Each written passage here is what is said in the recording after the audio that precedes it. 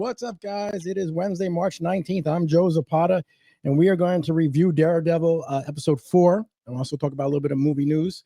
I am Joe Zapata, and I'm here with my boy, Dave Callari. What's up, Dave? What's up, Jay-Z? What's going on, man? What is going on? Not much, man.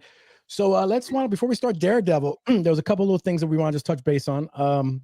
First, growing up in the 80s, little movie news, I was a big Emilio Estevez fan, Emilio! Breakfast Club, part of the Brat Pack. So he actually confirmed, and he confirmed it himself, he is directing and has already written a script. It's already done. Young Guns 3. And Dave, I wanted to ask you, now I love the Young Guns movie, and apparently Lou Diamond Phillips and Christian Slater are going to return. I don't know how. They were dead in the movies, but they died in the movies. But he's heard all the jokes. The Old Guns should be the title, but it's going to be Young Guns, Dead or Alive is going to be the working title, he said. Which is probably most of the cast. Yes. So, Dave, I enjoyed those movies. They were one of my favorites. Like 1990, I think, was Young Guns 2. So it's been 30-something years since it's been last. Now, Dave, I wanted to ask you, what do you think about the news, and do you think there's an audience for it? I don't know if there's an audience for it, but the news is pretty cool, and we're going to do a few things here. One, Bon Jovi's Blaze of Glory, one of my most favorite songs from the soundtracks. Yeah. And let's not forget, I guess, 6 degrees of separation here, right? We had Emilio Estevez was in the Mighty Ducks. One of the Bash Brothers, Eldon Henson, who was Foggy in Daredevil. Very good. That's really good. Everything coming full circle there. Listen, Top Gun Maverick was way better than it needed to be or should have been. Mm-hmm. Granted, it's Tom Cruise. It's a little bit different, but it does show that I think there is an audience, even regardless of what I have to say. It may be taking a little bit of a swing because legacy sequels have been a thing lately. So I don't know how long he's had this in development. He's probably had it in development for quite some time. And maybe he's like, listen, let's just, if we put some money behind it, the writing is right. The cast looks good. And the story has to make sense. Like for Top Gun Maverick, the story made sense. It wasn't, they didn't try to make it something it didn't need to be.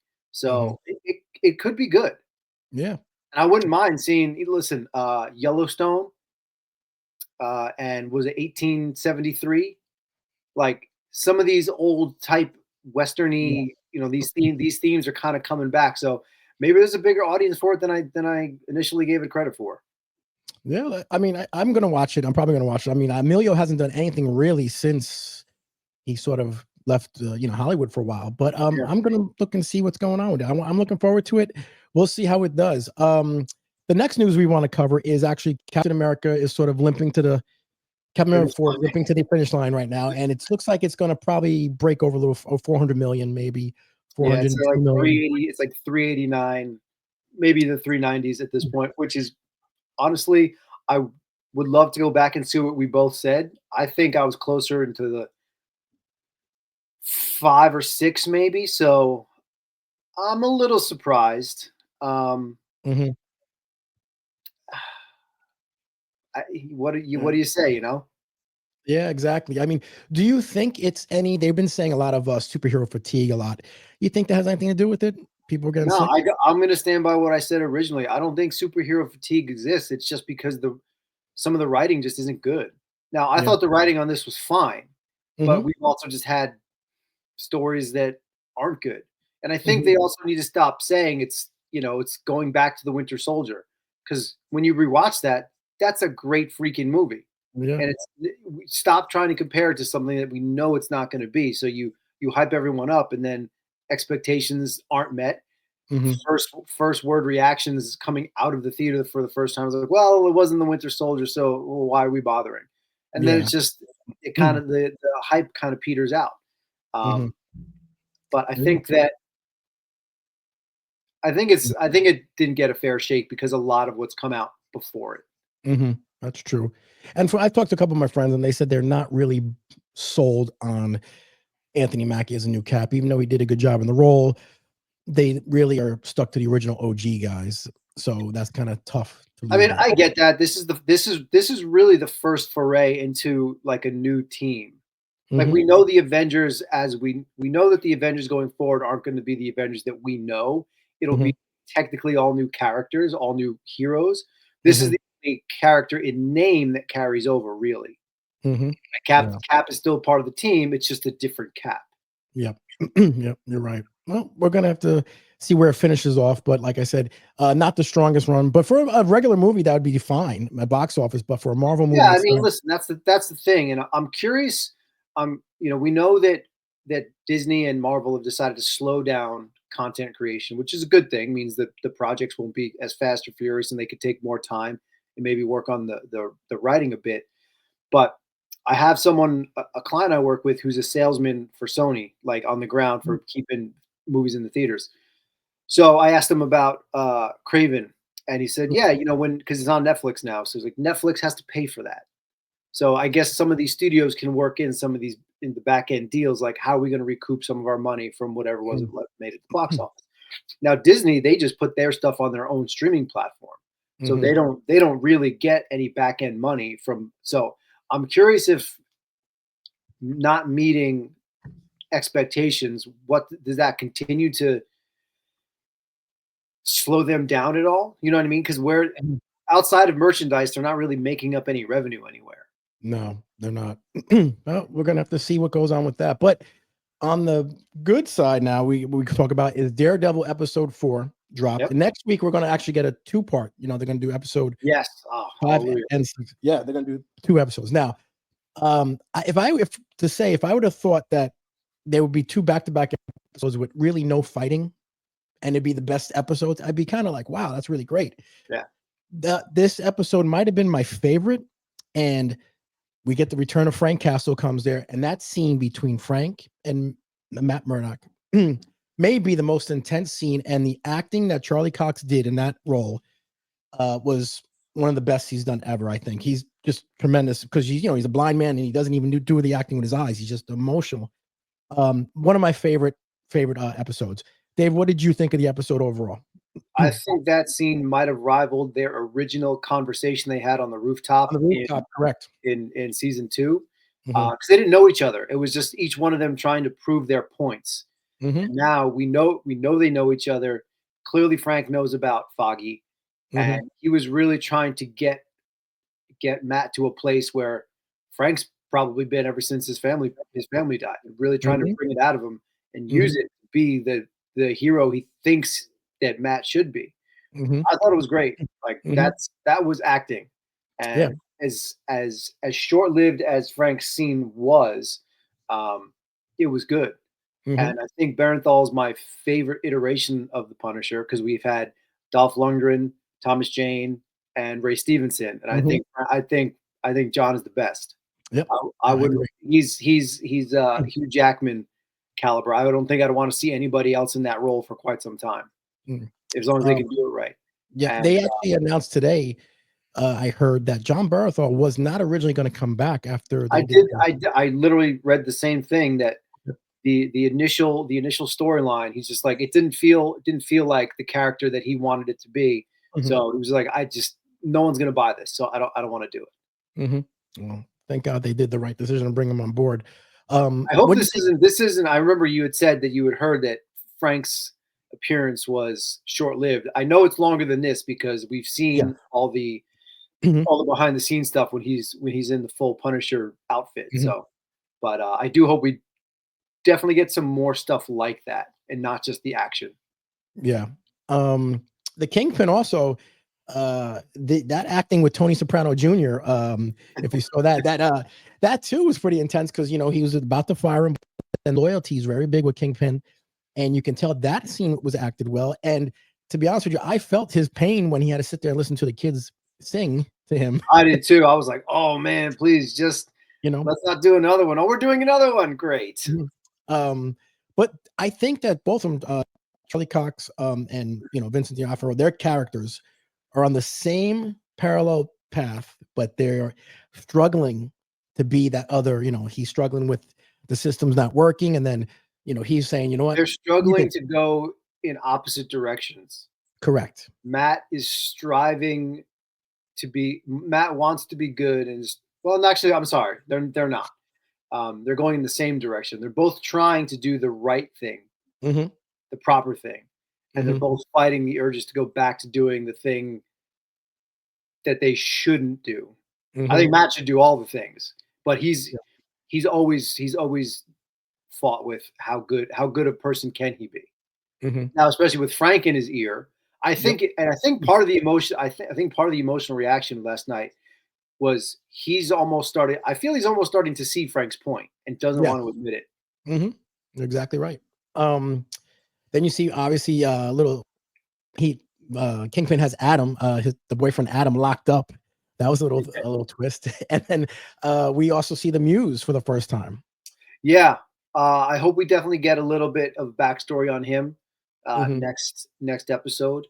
Mhm. Um, but it also looks like his lair is where some of we've seen some fighting clips in the trailers, so it looks like wherever he is down there, we're gonna get some action in the next 2 episodes. I don't know a lot about his character, but the comic books, they said he gets pretty dark and does a lot of Probably. crazy things. And with the blood as the paints and stuff. Mhm. So they said, I want to see how Disney does that on screen. But I also did hear that for season 2, which has already been almost completely done, is that the Defenders are going to be making a reunion. Did you hear that?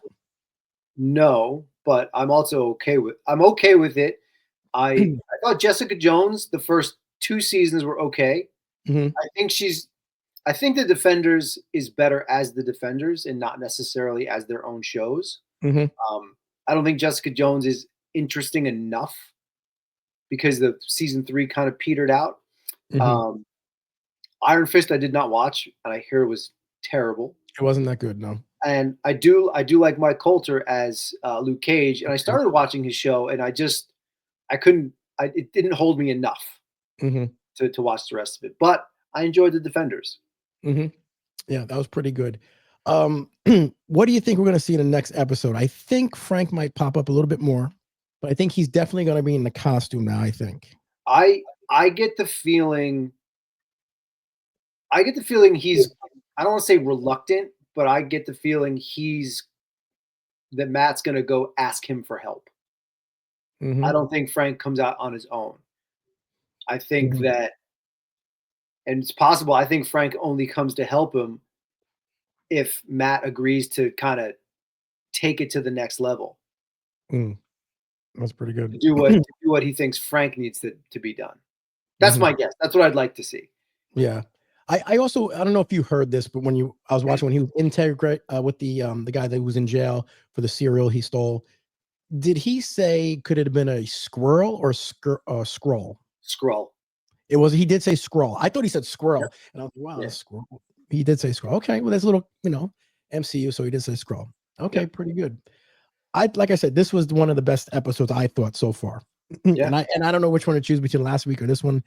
But it was I do really, like really how we got a little bit more of Matt's skill set when he went down to the spot where White Tiger was killed, and he just kicked the glass bottle down. He's like, "All right, where's this going?" that was really good. Yeah, And when he ran with the cop again, when the cop saw him in the hallway yeah. and This cop isn't going away for sure. Mhm. I'm curious what his end will be because I don't think uh, was it is it Callahan is his name? I don't know. Yeah, I forget his name. Shanahan. Yeah, I don't know. I don't think he makes it out of the season. Something Yeah. happens. I'm not saying Matt takes him out, but I don't think he makes it out of the season Mhm. Well, definitely because see. they're also clearly dirty, right? Like they're dirty cops are there. Like Mhm. that's why White Tiger ended up getting shot anyway.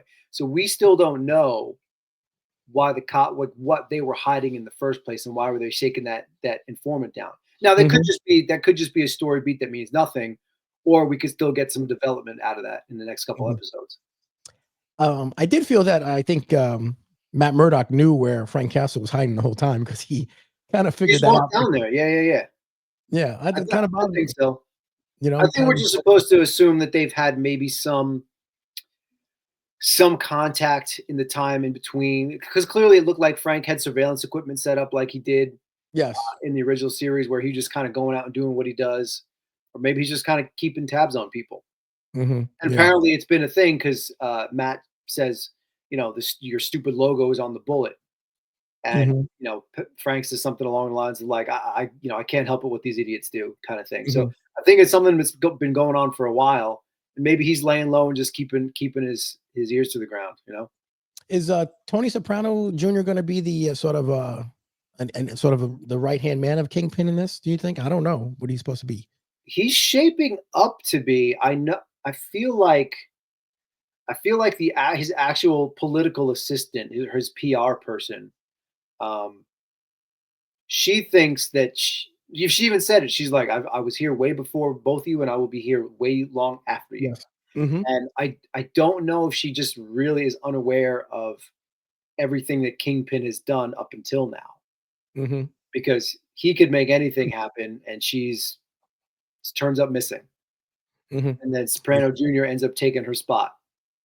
That's what I was thinking. Maybe some lines, and it's very interesting how Vanessa and Kingpin are very still much connected because even when they're sitting down with a therapist, at the same time, they're like, "Oh, what are you doing?" He's like, they both say business at the same time, and when she told him, "Oh, can I talk to you privately?" Yeah, And she said, "Oh, are you scared?" And she's like, "No, he knew that I was going to ask." So they're very well connected, and it seems that they're both well in tune together. yeah. As a It's still weird to see them like this, though. I don't mind it. I thought I was gonna mind it a little bit when I'm like, this is weird that they're not like Kingpin almost was doing everything for her, whether to keep her safe or to provide for her or to bring her into his world. Now she's deep, deep in his world, and I think he Mhm, doesn't really like it and is trying to almost get her out. He's mhm. like, no, no, no, we have to be clean. I'm looking to loftier goals, like all this stuff. So I'm not really sure where they're gonna end up at the end of this either. Mm. Yeah, I don't know. That'll be pretty interesting what happens with them too. But we're And gonna see next week. it's just a matter of time before Kingpin figures out that the therapist is Matt's girlfriend. I Yeah, I think I so. don't think he knows at this point, and it's just a matter of time. Well, I think he's going to find out because she would be a bad therapist if she told him who her Yeah, clients were. So, yeah, right? So she would be, you can't do that. It's a doctor privilege, whatever. yeah. So, but I think he's gonna somehow figure it out that she Yeah. has, and then he's gonna be like, "Oh, mine, she's gonna be in danger." It's That either he'll either see them out on the street, or somehow it'll come up, or maybe an item of Matt's ends up in the therapy office. Mhm. Or maybe something what his, he has a sense of smell that maybe, Kingpin's cologne or something will be on her. He'll sense something Yeah. like he did with the heart. Remember the cop's heart that was beating the other day? Yeah, in last night's episode. So I definitely think something like that is going to happen. Speaking of that, actually, you bring up a good point that I just touched on it. Like, we don't know what's going on with the cops, and Matt tried to bring it up to the officer when they were in the courtroom, and he heard Correct. his heartbeat, and he wasn't lying, according Yeah, to Matt's. So according to census. again, I think something's there, and I'm curious. I'm curious where that's going to go. I think it has to go somewhere, or else that might not have even been worth putting in there. The Mhm. fact that this guy doesn't know. Cops are dirty. Something's happening, but maybe they're like what is actually happening is above their pay grade, so he's not going to know. Mhm. And the way this is written, it's so well written, this Daredevil series, that every little thing they do, there's a reason behind it. Yes. That they write, that you can see, and that's what is good writing makes this series a really great series, Yeah. compared to, like She-Hulk and the other ones that weren't, too great. But the writing for this is on point all They the had way. they had a lot of really great source material to pull from, and I don't mean the books, the original Netflix series, trying to Correct. keep the tone, keep all the affect of all the characters. Like, I'd be into this even if this is the first time we're seeing the character. I Mhm, probably would have wanted to see more action, mhm, especially based on what we got in the first episode. But knowing what we've seen, I also know there's going to be more stuff to come. mhm. Yeah, well, like you said, next week is gonna be 2 episodes, so I think in those episodes, something big is gonna go down because everyone's gonna be on their seat, and they're gonna show it back and back, Which is and crazy because last night I was mad. I was like, "That's it? It's over?" Ah, yeah, and they have said that the streaming, views for this have been through the roof. it's It good. have been has been really good, strong. So, I mean, I don't think, like you said, superhero fatigue, I don't think it's dead. No, the show is well written. I think the show is well written. Yes, very well written. Give us a good story. We'll watch whoever it is. Mm-hmm.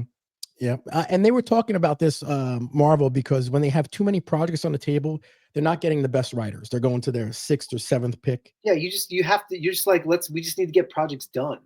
Yes, exactly. So we'll see. Now, I also did hear that the Defenders are going to be there, but they also said that in season 2 is going to be another surprise villain that we don't know yet. I don't know who it's going to be, but there is going to be a surprise villain. I'm sure Kingpin will be involved, but I can't really think off the top of my head anyone else that Daredevil might do. I don't know if you know. No, I haven't heard anything. It's like that's so far. Anything could change. I'm just trying to think of who are some other street level villains that would be formidable for Matt, right? Maybe the tracksuit mafia. Yeah, like we can't have any superpowered villains because that's not Daredevil's wheelhouse. No, unless in a perfect scenario we get Spider-Man who shows up. Yeah, Spider-Man cameo from that would be really cool. So then let's say he's going up against any one of Spider-Man's guys, right? Mm-hmm. Yeah, and Kingpin has also been a Spider-Man villain as well over the years, so it's not like could be anything. Yeah, good. Well, I mean, that was the movie news we got. Everything that's going on with that, a Young Guns, and now obviously a great episode, Dave. I mean, anything else you want to add? No. I think forward to Reacher tomorrow. Yes, Reacher, and we had to talk about Reacher next week. I think maybe we'll touch base on Reacher because we've missed a couple, but it's been really exciting. We saw a lot of things happen on that. Really good. So I think next week we're going to touch base on Reacher and, of course, maybe more Daredevil. So, Dave, again, next week, I will see you. Same bat time, same bat channel. Yeah, man. You got it, brother. I'll talk to you later. Later. Thanks for watching the Zapata Brand Podcast. Please subscribe to the podcast and listen where all podcasts are available.